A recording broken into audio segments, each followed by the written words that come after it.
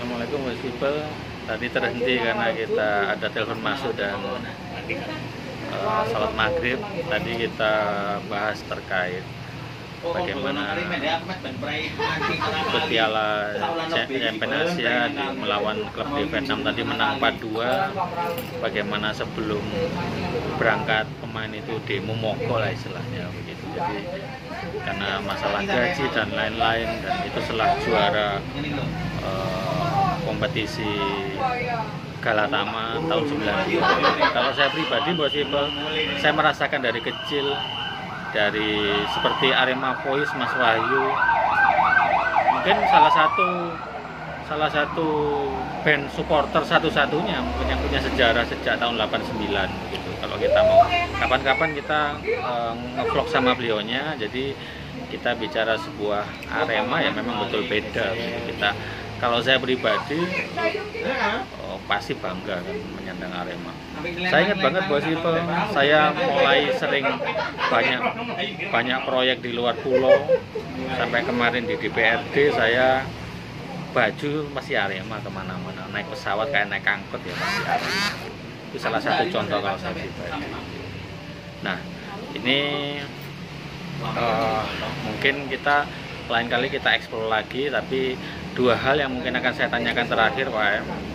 Bagaimana tadi sambung, terus mungkin sedikit dibahas tentang dualisme ini sesuai yang ada di buku. Sebetulnya kalau saya pribadi juga paham detail-detailnya, Pak M tentu lebih paham lagi karena sudut pandang beliau itu sangat ya luas, karena dengan berbagai person kunci sangat kenal, sering menggali banyak hal begitu.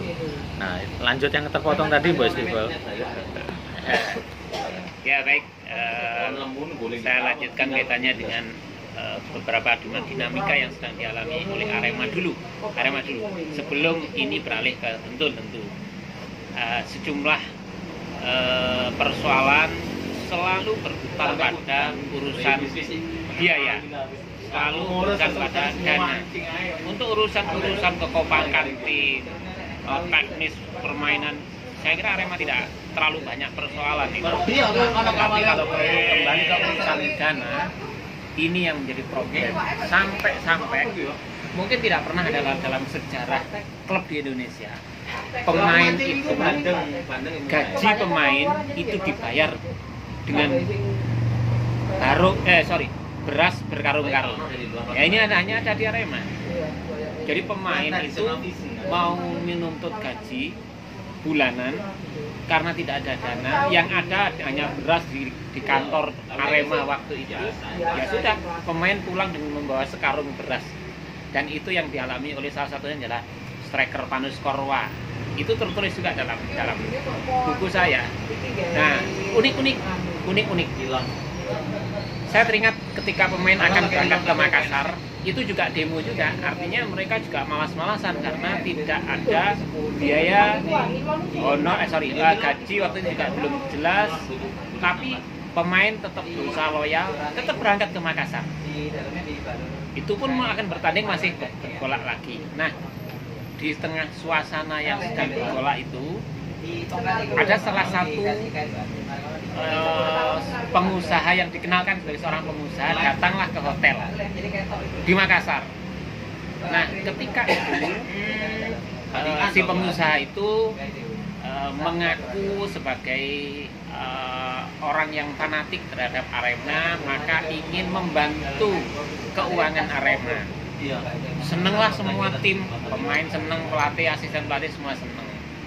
Sebagai bentuk kecintaannya pada Arema, si pengusaha ini menyerahkan kalung emas, mengaku kalung emas, dan ini dua buah kalung emas. Satu dikasihkan striker Arema kala itu Joko Gendut Susilo, yang satu dikasihkan asisten pelatih kala itu almarhum Mahdi Haris. Dua-duanya dikasih. Seneng semua, sudah pemain semangat. Wah, kita ternyata dapat bisa bayaran, bisa dapat honor macam-macam lah. Nah, Di tengah euforia, tandinglah. Setelah pertandingan, semua sudah rembukan. Enaknya gimana ini emasnya ini, ya, gitu kan. Joko Geduk sempat bilang bahwa, oh ini untuk saya. Kenapa? Karena tadi yang ngasih bilang bahwa ini untuk kapten. Nah, sehingga wah rame lah. Maka Geduk berpikir, oh enggak ya, ini untuk semua pemain ya. Maka ayo kita bagi saja. Tapi gimana caranya kita jual? Dua-duanya, di Mahdiari sama di Joko dijual ke pasar di sana. Nah, belakangan diketahui bahwa emas yang dijanjikan oleh pengusaha, yang katanya emas itu tadi, dicek di pasar, di toko emas, ini ternyata palsu. Heboh lah di Tomain itu, heboh sekali. Wah, kadung seneng lah istilahnya itu. Ternyata itu hanya emas palsu, batal dan laku 200.000 zaman itu. Ya kira-kira 1 juta lah kalau sekarang kira-kira. Ya untuk apa gitu ya. Tapi ini menjadi cerita yang cukup menarik. Disitulah justru antar pemain itu merasakan suka bersama, duka bersama, dan ini yang menjadikan mereka cukup loyal sampai sekarang.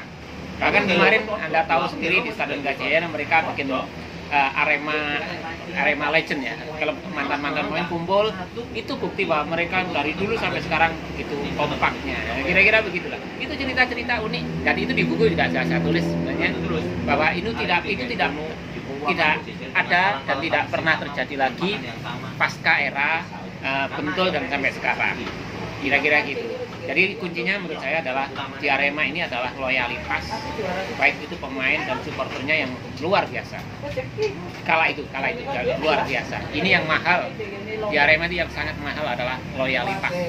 Spirit ketika bertanding di tengah lapangan sudah luar biasa.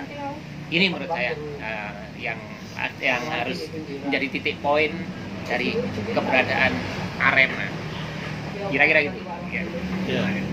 Ya, bukunya Pak M kan banyak dibedah, Pak ya. Salah satu menurut saya buku yang mahal. Mahal kenapa? Karena menceritakan cukup detail menurut saya. Cukup detail itu beberapa sampai di akhir sampai perpindahan ke Bentul itu juga menarik gitu. Mungkin nanti kita lebih explore lagi, Pak M. Tapi kita tutup sesi ini dengan sekarang menurut Pak M bagaimana kita mengarah menggali potensi sehingga kalau bicara Arema zaman dulu, kemudian kalau kita bicara statistik rekan-rekan dari 2019 sampai 2009 kita itu 10 tahun satu dasawarsa ini itu adalah kita tertinggi rata-rata pertandingan kandang, sehingga itu sebetulnya sebuah kapitalisasi yang luar biasa yang ya kita klub besar gitu dari kota kecil itu jangan lupa boys people.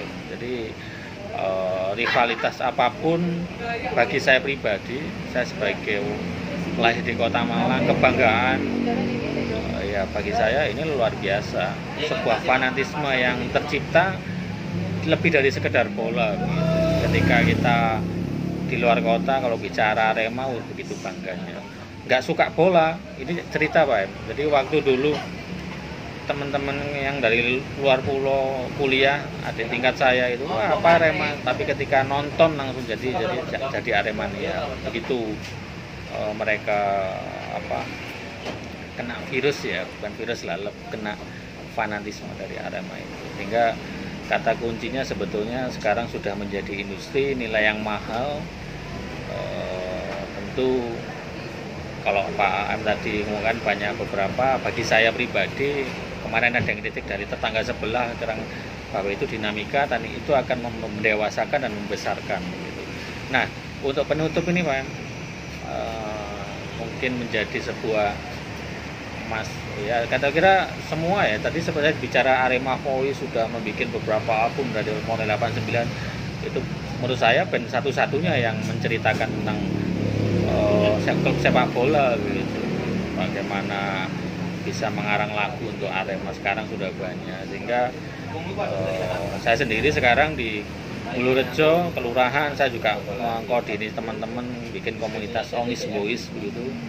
tujuan saya ya kita sudah mengarah kepada suatu kreativitas mengisi ya nonton, tapi kita membuat hal-hal kecil tapi membanggakan untuk lingkungan kita, ya untuk Arema itu. Nah, pesannya Pak AM dengan dinamika yang semakin sudah menjadi industri ini bagaimana begitu.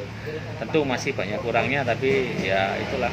Apalagi Arema yang mana? Waduh, yang IPL atau ISL lah. Kalau bagi saya kita sebagai ini adalah kita serahkanlah kepada yang berwenang gitu, karena tidak mungkin kita ini, tetapi menyikapi dengan baik. Nanti akan natural, ada episodenya, tapi naik turun itu biasa, Mas. Organisasi itu pasang surut. Ini kata kuncinya terakhir itu, Pak. Baik, jadi kalau saya melihat bahwa kita lihat Arema saja, Arema ya, bahwa ada Arema A, Arema B, menurut saya ini nanti mengalir saja, mengalir ya biar seleksi alam. Nah, tetapi yang terpenting dari sini semua bahwa Arema ini adalah aset semua menurut saya, khususnya untuk warga Malang Raya itu aset. Sehingga apapun bisa dalam tanda petik bisa dijual dengan Arema. Ada puluhan ribu orang yang bergantung dari Arema, mulai penjual-penjual lah, produsen-produsen jersey macam-macam, itu sangat tergantung dengan Arema. Nah, ini harus sudah menjadi budaya bahwa kreativitas berbasis Arema ini harus kita kembangkan. Kita sangat prihatin, jujur saja, nama Aremania yang sempat harum dalam kurun berapa tahun itu sekarang sudah mulai dalam tanda petik kira-kira sudah tergeser lah menurut saya oleh supporter-supporter lain. Slemania contohnya, sekarang sudah mereka jauh lebih kreatif dari kita. Barangkali mereka belajarnya juga ke Aremania loh. Tetapi kita, saya kira masih punya waktu, punya kesempatan untuk, ayolah kita lebih kreatif. Tidak hanya kreatif ketika di lapangan menurut saya, tapi kita kreatif membuat sebuah kreasi-kreasi lain berbasis Arema. Baik itu tentu yang mengarah pada perekonomian menurut saya itu juga sangat besar, potensi itu masih sangat besar. Event-event berbasis Arema besar, produk-produk berbasis Arema juga punya peluang yang sangat luas. Ini yang harus kita manfaatkan. Di negara-negara lain sama, klub-klub itu juga memanfaatkan nama besarnya untuk menjadi entitas bisnis menurut saya. Justru entitas bisnis klub ini jauh lebih besar dari pemasukannya, jauh lebih besar dari tiketing misalnya begitu. Lah ini kita tiru yang baik dari klub-klub besar. Dan ini sangat menjual. Hanya memang pengaturan atau pengelolaan manajemennya yang menurut saya kurang tertata, lebih baik lagi. Saya kira itu Kang Sam Andri. Terima kasih Pak M. Adul Muntoli. Beliau adalah jurnalis senior Jawa Post Radar Malang. Beliau cukup lama pengalamannya beliau di bidang jurnalisme, dan yang paling membanggakan beliau menulis sebuah buku tentang Arema, ya, Arema Nabute. Jadi itu adalah, kalau ada pepatah, orang itu akan dilihat karena dia menulis tinggalannya ya Pak M. Jadi legacy. Jadi saya juga ingin menulis. Jadi Boys People, saya kira ya Arema luar biasa. Kalau mau dibandingkan sangat jauh ya, karena kita sudah jadi culture, budaya, habit bahwa kita bangga terhadap Arema. Apakah yang nggak menonton ke stadion bukan Arema? Sangat Arema. Sebenarnya masih banyak. Saya memahami, saya sejak ketika juara 8 besar 2000 di Jakarta itu lawan Persija menang 2-1 itu ya, yang sewa gerbong 2002 ya, 2000 ya sekitar itulah. Saya agak lupa, cuma saya nonton bagaimana naik kereta itu. Wah. Terus kita turun di mana Pak Em? Di Senen itu, ini nyata. Jadi kita turun itu banyak warga itu takutan ya, karena tanda kutip supporter sebelah kalau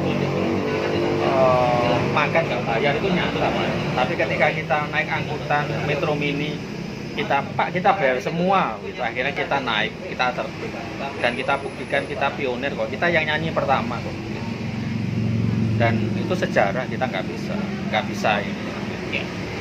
Jangan lupa kultur kita dimulai dari bagaimana kita itu menyatukan, menghilangkan sekat-sekat egosian antar daerah yang dulu sering berkelahi dan lain-lain. Kita jadi Arema, kita bangga.